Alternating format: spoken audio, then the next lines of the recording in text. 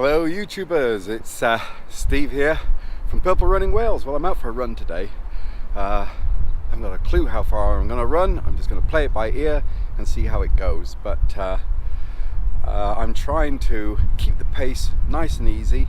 In fact, I've been trying to keep to heart rate zone 4, which for me at my age of 59 is between 129 and 145 beats per minute, and I have to say I'm really struggling to try and keep it at that kind of pace.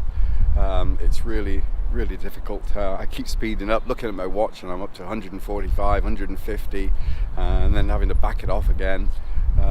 So it's going to be interesting to see how I get on for the rest of this run.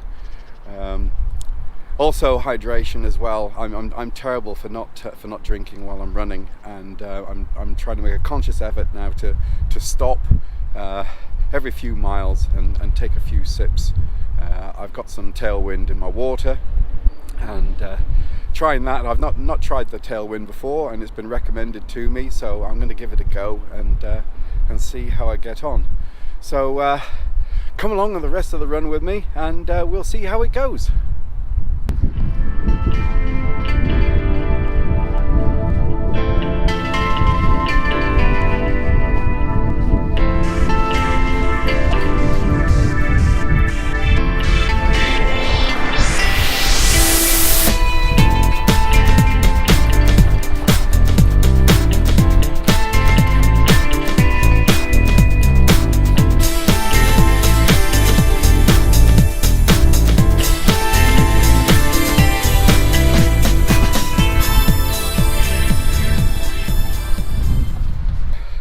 Okay, for those of you who don't know Newport, and in particular Caerleon, a little bit of a history lesson here. A couple of thousand years ago, the Romans were here in South Wales. In fact, they covered much of Wales, and I think, if my memory serves me right, they were here for something like 400 years. There were a lot of skirmishes between them and a local tribe called the Silurians, who that went on, I think, for about 40 years, something like that. Anyway, they were very prominent here, the Romans, back in the day. There was a barracks here, which I'll show you shortly. But behind me is the amphitheatre. It's like a miniature Colosseum from Rome, and they would have had tournaments here, and all sorts of things. So let me just take you down there, and you can see it for yourself.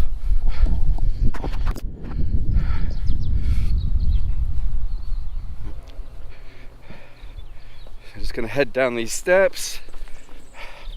I'm sure these steps weren't original.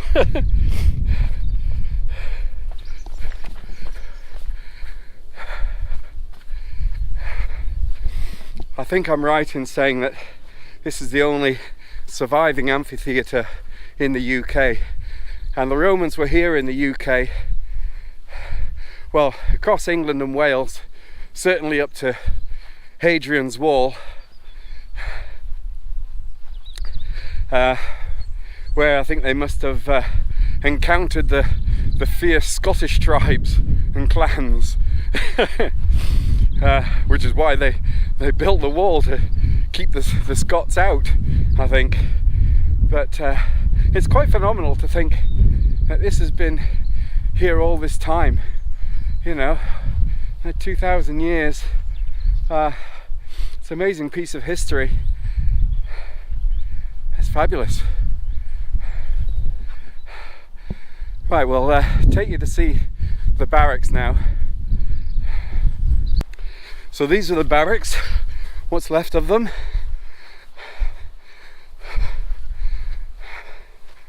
Rows upon rows, like a stone foundation, and then I think the buildings themselves were timber built on top of the stone foundations. And I think there's about 4 rows of these. You can imagine back in the day, the Roman soldiers, legionnaires, preparing to go out on patrols and keep the peace, so to speak. There's a fabulous museum here if ever you come to Killeen, and take in the museum, which is really good. I'm assuming this is some sort of drainage, probably for possibly for baths or latrines. I expect something like that. Yes, just as I thought. The Romans were expert in public sanitation. These were state-of-the-art flush toilets. A room at one end of the building probably contained a water tank which piped water along a channel under the seats and around an open gutter near the customers' feet. This is where they rinsed out the sponges on sticks they used for toilet paper before dunking them in a bucket of vinegar for disinfecting. Wow, things are a bit different now, thankfully. But there was no idea of privacy. This was a mini social centre where you could relax, put the world to rights with your neighbour and catch up with the local gossip. These days people take a magazine or a newspaper with them, don't they? Oh, fascinating. Okay, so it's about 12 miles in the bag so far. Time for a water stop. Feeling okay. Hamstrings are a bit on the tight side. I've been having some problems with my hamstrings just lately. Been getting really tight. It's where the hamstrings sort of attach to the glutes, you know, just at the bottom of the bum cheeks. And that's a bit that's bugging me. So if I've done 12 miles, I've probably got about another 2.5 miles to go to get home, something like that. But I've got a nice section running along the canal, and I do enjoy that bit. And I think there's even a little bit of slight decline. Decline is going downhill bit, you know what I mean. So I'll see you at the canal. So this is why I like running along the canal. You got the ducks fighting. Oh dear. Oh, that poor female duck. The males are giving her a really hard time. Oh, poor thing. And then running along the, oh look, flying ducks. Running along the canal. By the locks.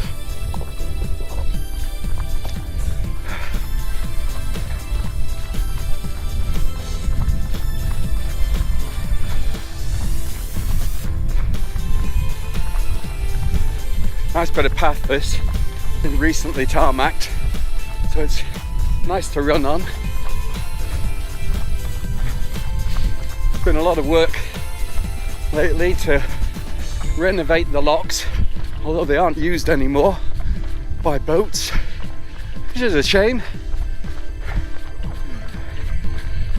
And then you've got the beautiful Welsh countryside on the other side here. Shame it's not a sunnier day. Oh look, a pair of Canada geese over there.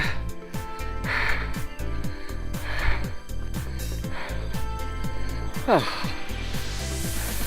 It's amazing the wildlife you get along here. And you see woodpeckers and kingfishers and all sorts of stuff. Other runners.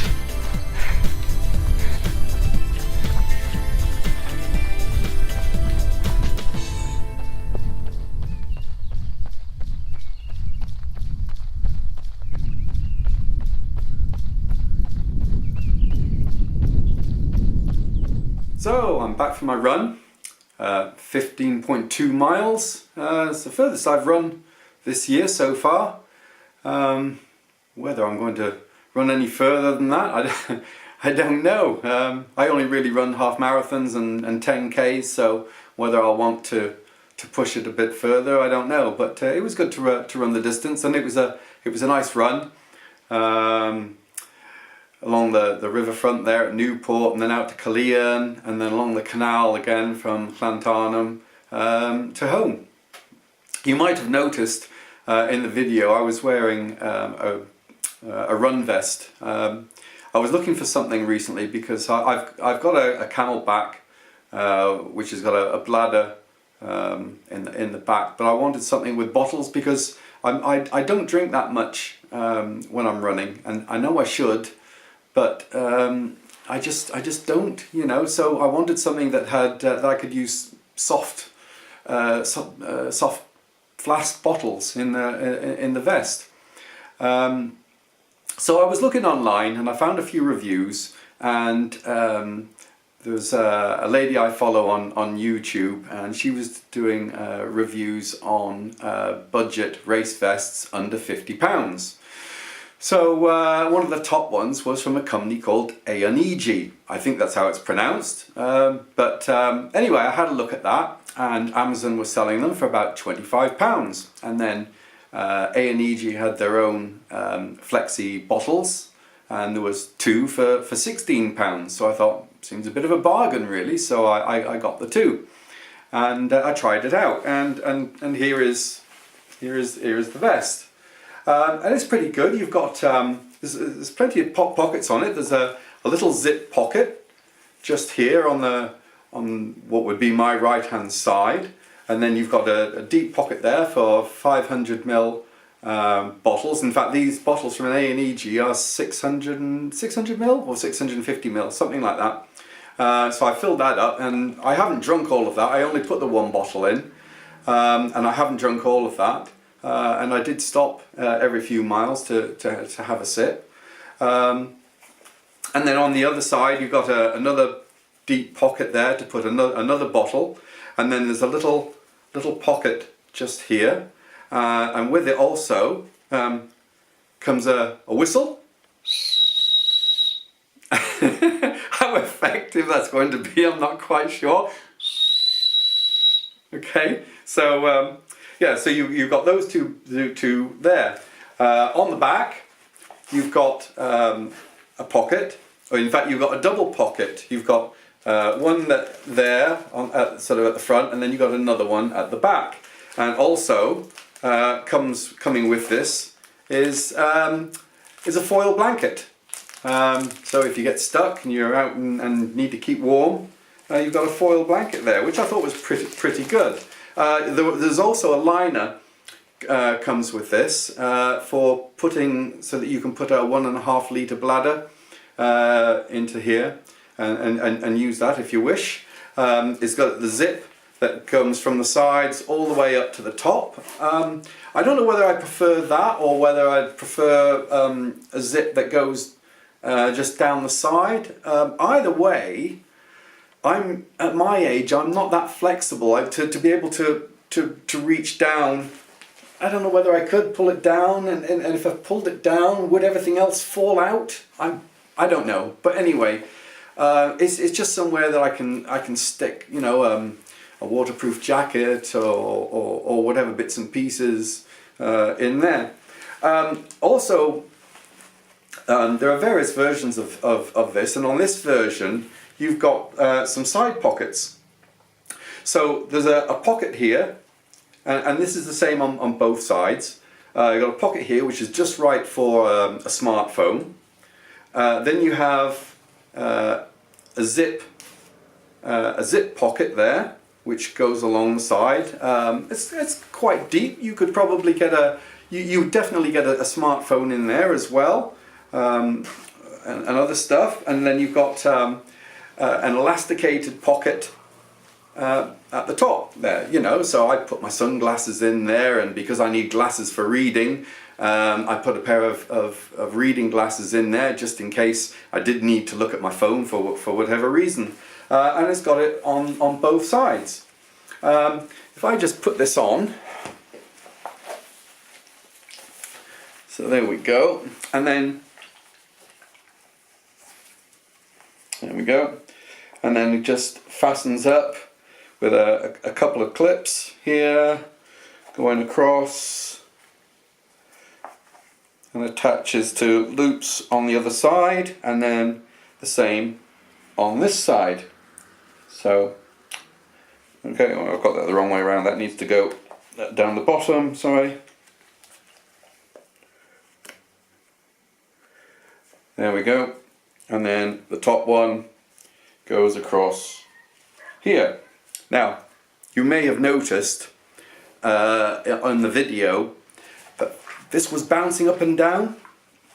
I found that the left-hand side one was fine. It was nice and tight on my shoulder, it wasn't moving, and I had my GoPro slotted in there like that. Okay? And that was fine, that wasn't moving around at all. But this one is really loose on my right shoulder, and I was trying to tighten these up. And when I tightened them up, it wasn't so bad, but then they would come loose again whilst I was running. So I'm going to need to find a way of trying to secure them and make this one tighter, because I don't want that bouncing around. It was flipping bouncing around like this. You know, it's no good. You know, it's so I need to find a way, maybe of putting some stitches in or something. I don't know. Any ideas? Just let me know. But yeah, it was annoying me. You know, bouncing up and down like that. The bottles themselves, as you can hear, there's still liquid in there. There's not much actually. It's only up to there. So as you can see. So I did drink a fair bit. I must have drunk a good 500 mils, and that's a lot for me on a run. If I'm running in a half marathon race, I probably don't drink more than 250 mils in total during the race. But so that was pretty good. But I need to learn to be drinking more. But the bottles seemed okay. There were no leaks. I know some people who bought the new Salomon Flexi bottles are having problems with them, with them leaking. So Ben Parks, on one of his recent videos, he was saying the same things, you know. So but for two for £16, I mean, you'd only get one for £16 of the Solomons, and it was pretty good. And having this extra long tube meant I didn't have to take the bottle out of the vest. I could just nod my head down and drink straight from there. It was great. So all in all, it's a nice vest. Although I did struggle to reach to the pockets at the back here. I can do, but maybe it's just because of my age and I'm not as flexible as you younger runners. But otherwise, yes, it was great. It was comfortable to wear. It's light to wear. Didn't make me sweat. So I would definitely recommend it. If you're on a budget and you don't want to pay £140 for a Salomon, although I think the new S-Lab vest is about £115 now, I think. But it's still a lot of money to pay. And Innovate have got a new vest out as well. It's a lot of money, and these seem to be quite popular. Whenever I go to races now, I see more and more people wearing the Aonigie. So yes, it'd be a good buy. So yes, all in all, a great morning out. Hope you enjoyed the history lesson. I found it quite fascinating when I first went along to see the amphitheatre and the barracks. So I hope you liked it too, particularly if you're watching this from overseas and you like a bit of British history. So anyway, thank you for watching my video, and please like and share the video and subscribe to my channel, and I hope to see you soon.